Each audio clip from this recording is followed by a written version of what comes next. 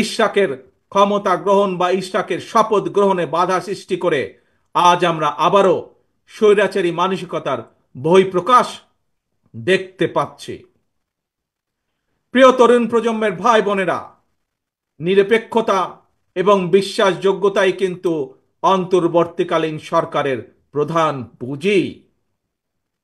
তাই তাদের প্রতি আমাদের আহ্বান থাকবে, তাদের প্রতি আমাদের পরামর্শ থাকবে।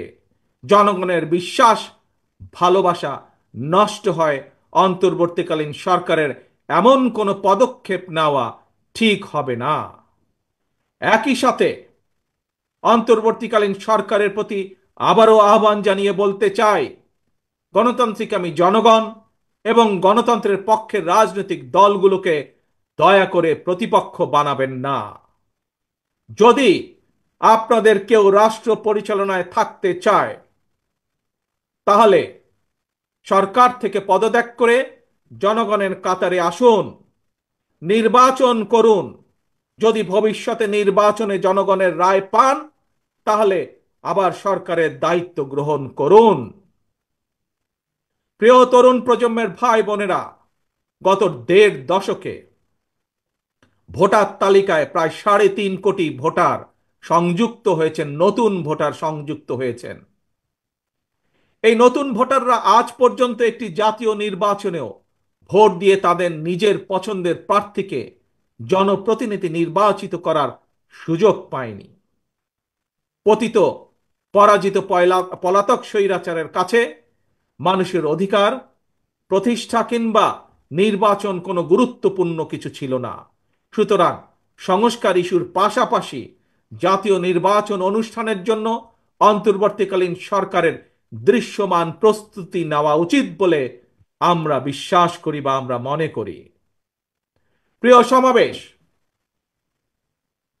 অতীতে বিভিন্ন সময় এই বাংলাদেশে তত্ত্বাবধায়ক সরকার নিরপেক্ষ নির্বাচন অনুষ্ঠিত করেছে এবং প্রত্যেকটি ক্ষেত্রে আমরা দেখেছি তত্ত্বাবধায়ক সরকার ৩ মাসের মধ্যেই সফলভাবে জাতীয় নির্বাচন অনুষ্ঠান সম্পন্ন করেছে।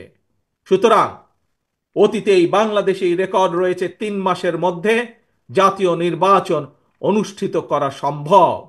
কিন্তু আজ আমরা দেখছি ১০ মাস পার হয়ে গেল, অন্তর্বর্তীকালীন সরকার নির্বাচনের দিনক্ষণ ঘোষণা করছে না। আমরা ফ্যাসিবাদ মুক্ত বাংলাদেশে জনগণের সরাসরি ভোটে জনগণের কাছে জবাবদিহিমূলক, জনগণের কাছে দায়বদ্ধ একটি সরকার দ্রুত দেখতে চায়। অন্তর্বর্তীকালীন সরকারের প্রতি আহ্বান, আগামী ডিসেম্বরের মধ্যেই জাতীয় নির্বাচন অনুষ্ঠিত হতে হবে। আবারও আমরা বলতে চাই, আগামী ডিসেম্বরের মধ্যেও জাতীয় নির্বাচন অনুষ্ঠিত হবে। নতুন প্রজন্মের প্রিয় ভাই বোনেরা, আজকের এই সমাবেশ, প্রিয় দেশবাসী, আগামী ডিসেম্বরের মধ্যে আপনারা জাতীয় নির্বাচন অনুষ্ঠান যাতে অনুষ্ঠিত হয় তার প্রস্তুতি নিতে শুরু করুন।